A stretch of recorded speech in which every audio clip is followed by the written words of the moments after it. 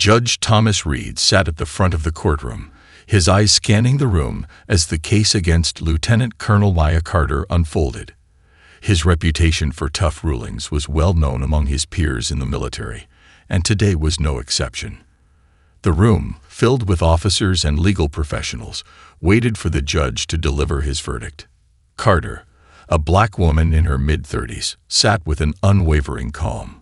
Her posture was perfect, but there was a glimmer of something deeper behind her composed expression, something Reed couldn't quite read.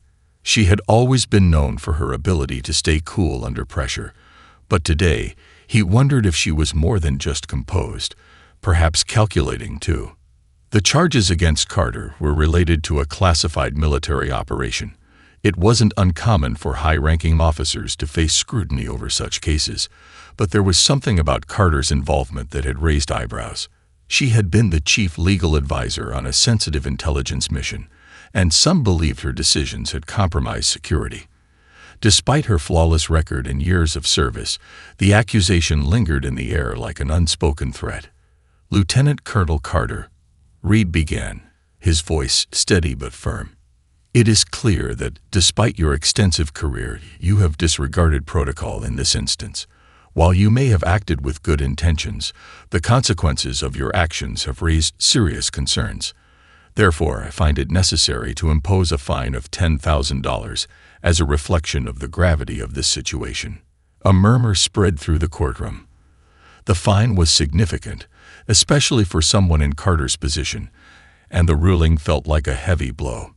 Carter's face remained impassive as she stood, giving a small nod in acknowledgement. "Your Honor," she said, her voice calm but carrying an undertone of something more. "I accept the fine. However, I would request that the details of this case be reviewed further before finalizing the ruling." Reed raised an eyebrow, slightly surprised. Carter's response was not one of defensiveness or anger, but a request for further scrutiny. It was a move that signaled confidence, but also strategy. What was she planning? Reed had always prided himself on his ability to read people, but Carter was different. Her motives, her approach, they were layers deep. "Your request is noted," Reed replied, his voice devoid of emotion.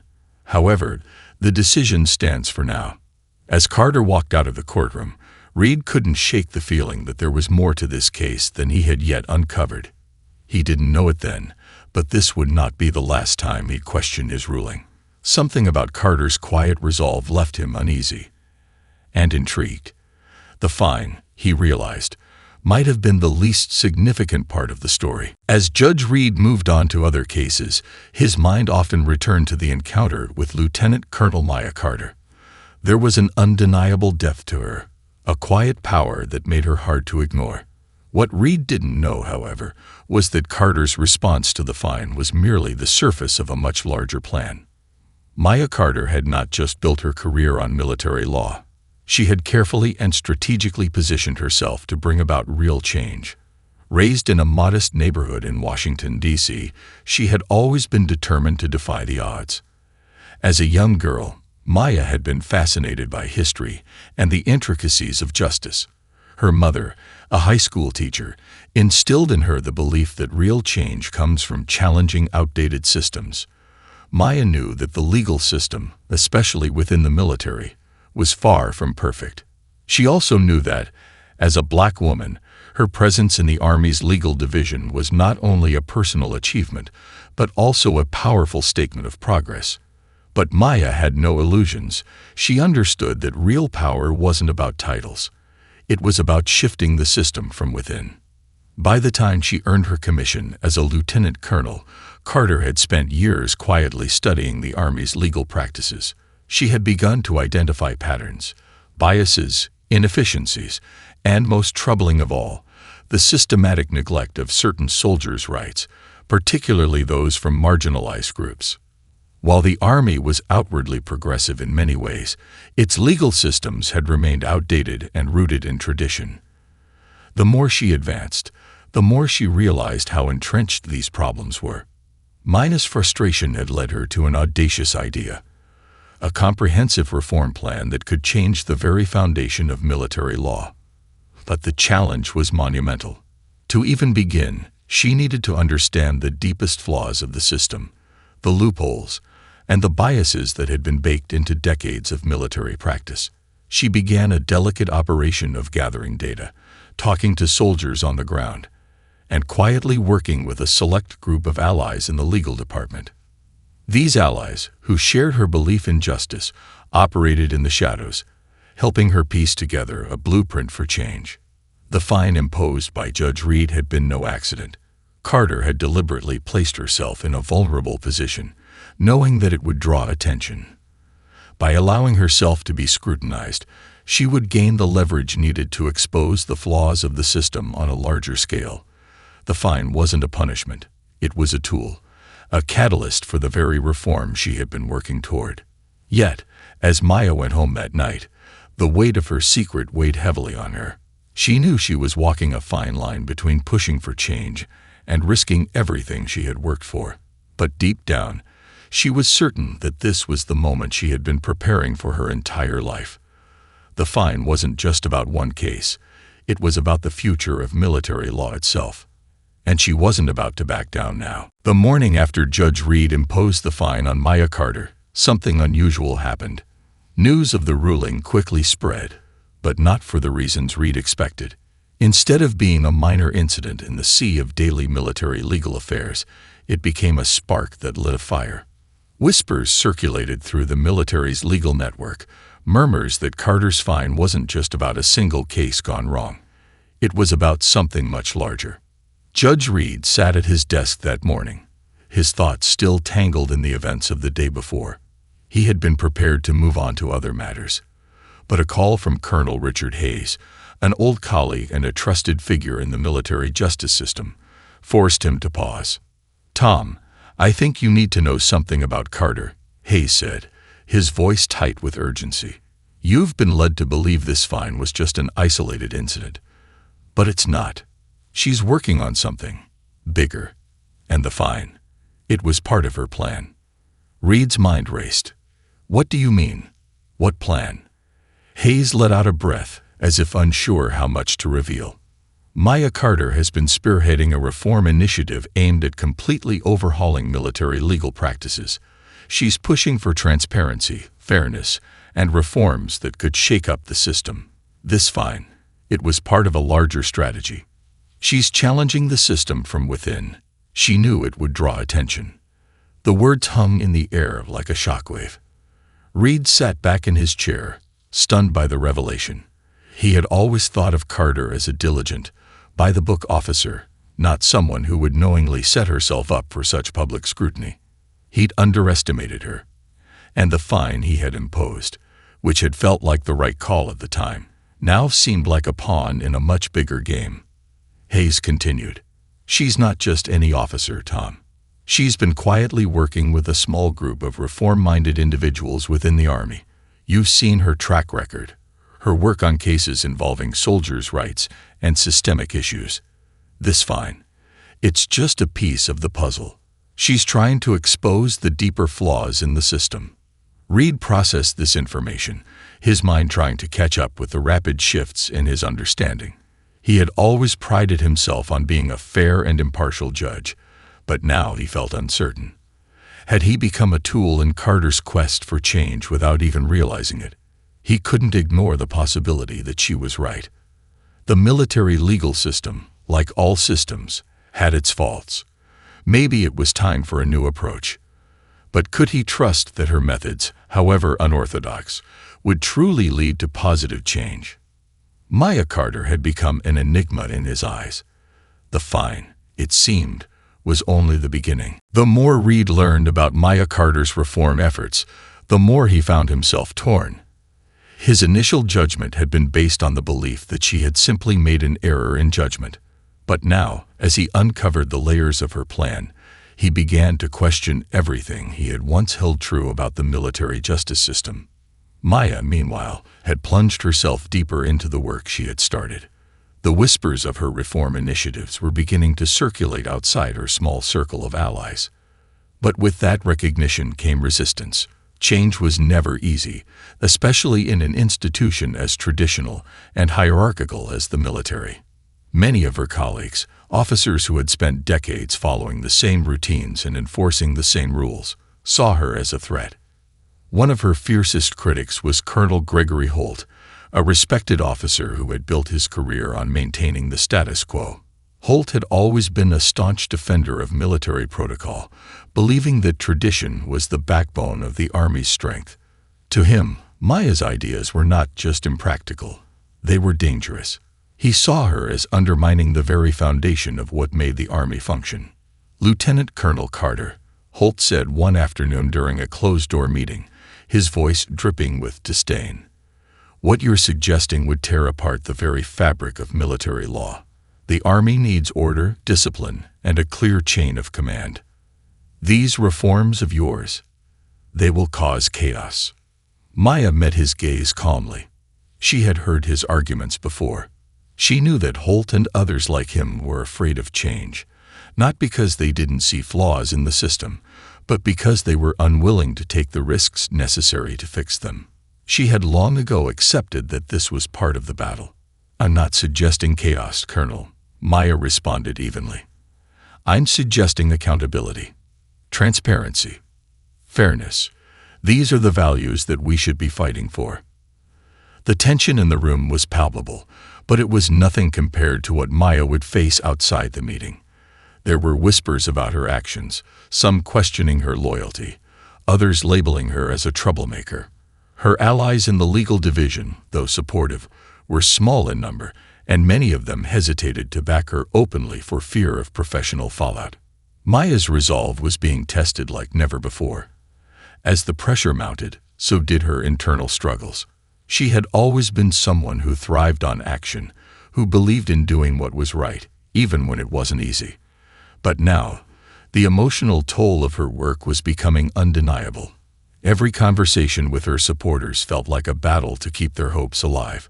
Every disagreement with her detractors felt like a personal attack, as if they were questioning everything she stood for.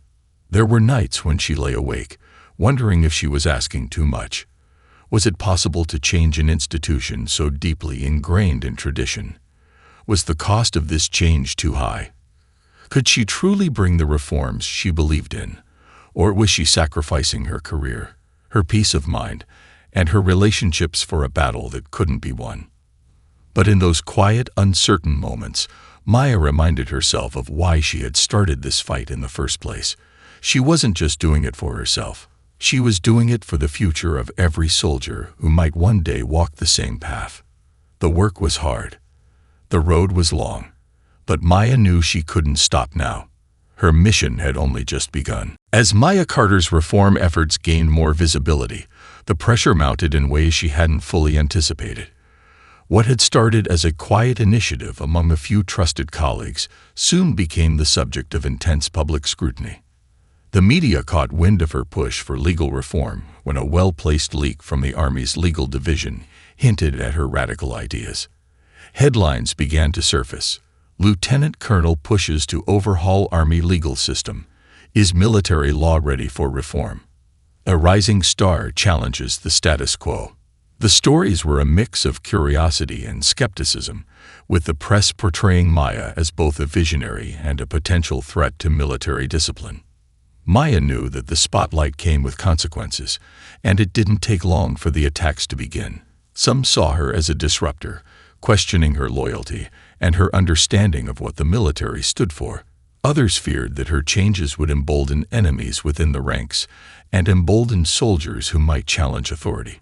The criticism was harsh, and it came from unexpected places.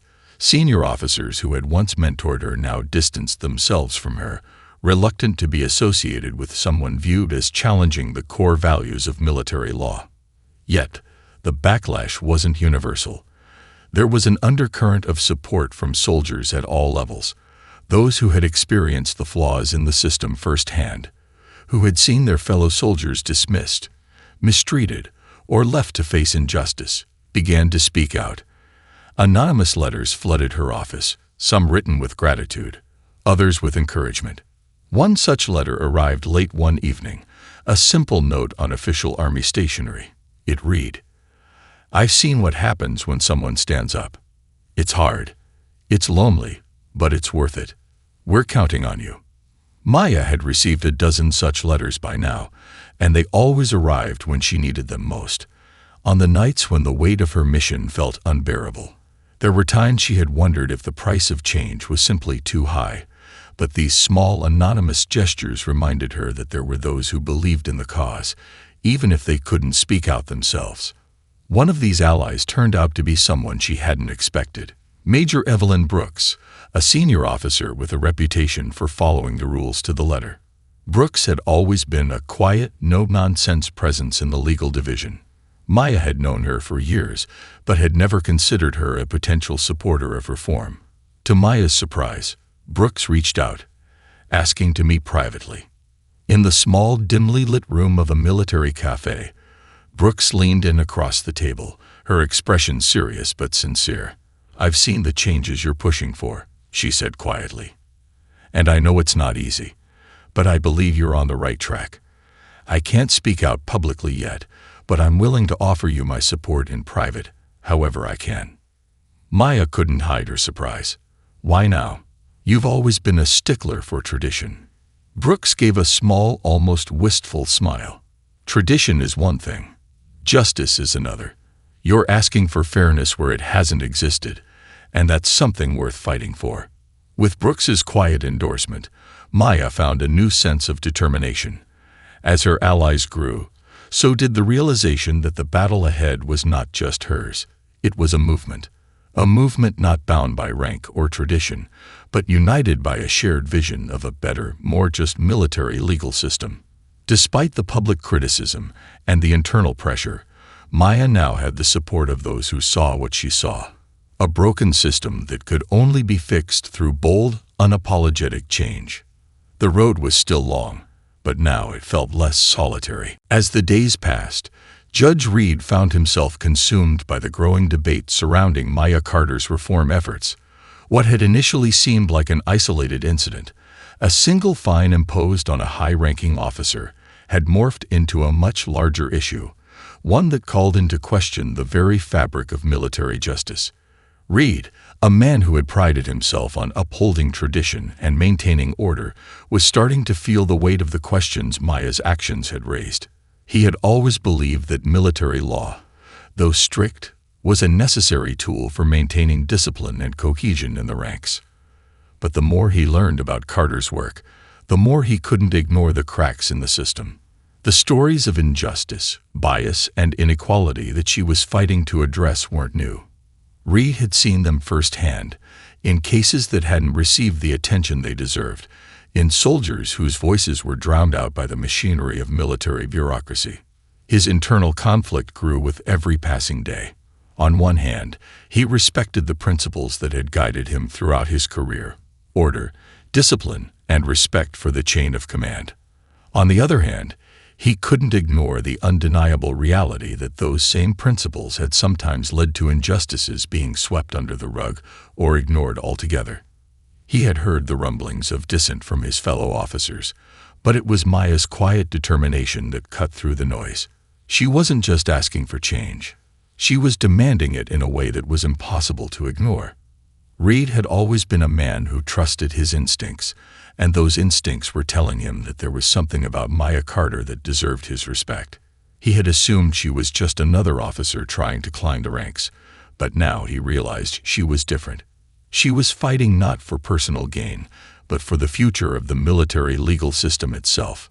The turning point came during a quiet evening at his office. Reed had been reviewing some of the cases Carter had worked on over the years. Cases involving soldiers who had been wrongfully accused, cases where legal procedures had been ignored, and cases that had never made it to the public eye. As he read through the details, it became clear that Carter was right. The system wasn't perfect. In fact, it was deeply flawed. But where others saw a system that couldn't be changed, Maya saw an opportunity for growth, for evolution. Reed sat back in his chair, the weight of his realization settling in. His role as a judge had always been about enforcing the law, But now he saw that part of his duty was to ensure that the law itself served justice, not just the powerful or the privileged, but everyone. He picked up the phone and dialed a number he hadn't thought to call in weeks. "Lieutenant Colonel Carter," he said when she answered. "I think it's time we had a conversation." Maya, who had been bracing herself for more pushback from the system, couldn't hide the surprise in her voice. "I'm listening, Judge." "Maybe it's time I listened too," he replied, a hint of respect in his tone. For the first time in months, Maya felt a shift. This time, it was not just the system that was changing, but the hearts and minds within it. The meeting between Judge Reed and Lieutenant Colonel Maya Carter was set for the following afternoon. When Maya entered the small, somewhat sterile conference room in the courthouse, she was uncertain of what to expect. Despite his unexpected phone call, she couldn't shake the feeling that the man sitting across from her had long been a part of the establishment she was trying to reform. Was this truly a moment of change, or was he merely seeking to confirm his doubts about her? Reed was already seated when she entered, his posture as rigid as ever. He motioned for her to take a seat, and for a moment, neither of them spoke. The air between them was thick with unspoken words, the weight of their previous encounters and their different worldviews hanging heavy in the room. "Maya," Reed finally said, his voice calm but with an edge of something unfamiliar. "Self-reflection, perhaps. I'll admit, I've spent a lot of time thinking about you, about your actions, your approach." Maya nodded, staying silent. She had braced herself for criticism, but this wasn't the blunt reprimand she had expected. Instead, there was something more thoughtful in his tone, as though he was wrestling with his own understanding of the system he had served for so long. "Judge," Maya said after a moment, "I've always believed that the law is meant to serve justice, but I've seen so many times where it fails, where it's used to protect the powerful and leave others behind. The soldiers who don't have the resources to defend themselves, the cases swept under the rug, the biases that get ignored. It's not just broken, Judge, it's hurting people." Reed sat back in his chair, his eyes focused on her as though hearing her for the first time. He had spent his career enforcing the law, believing that the system was designed to do right. But now, in the quiet of this conversation, he was forced to confront something that had always been just out of reach, the possibility that the system was, indeed, flawed. "I've read your work," Reed said finally, his voice almost apologetic. "I've seen the cases you've handled. You're right, Maya. The system has its cracks, and it's not just about individual mistakes. It's systemic.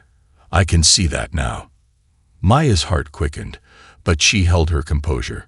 She hadn't expected such an admission, but hearing him say it made all the years of frustration, of resistance, seem less isolating. "I didn't want to believe it either," Reed continued, leaning forward. "I've spent years teaching soldiers about discipline, about order. But you're right. Order without fairness is just control, and control without justice is oppression. I've seen it in my own courtroom. But I ignored it, and I can't do that anymore." Maya sat still, processing his words.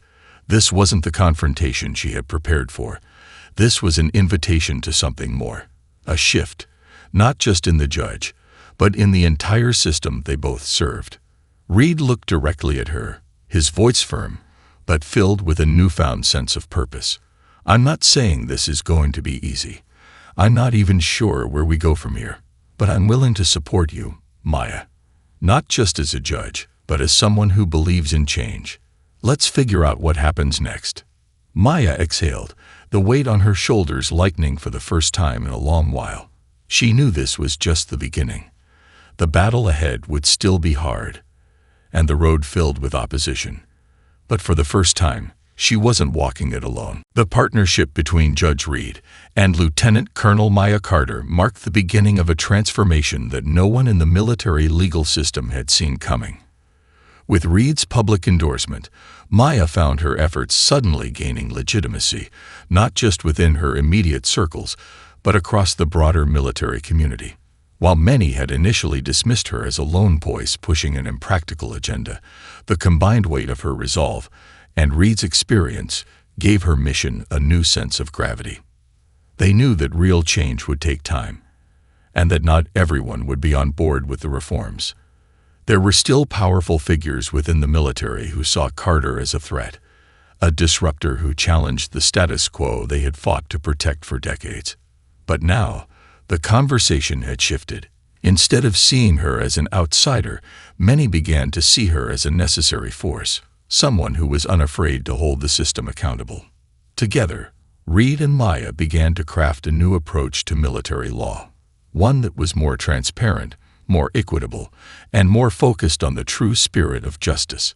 It wasn't about eliminating order or discipline.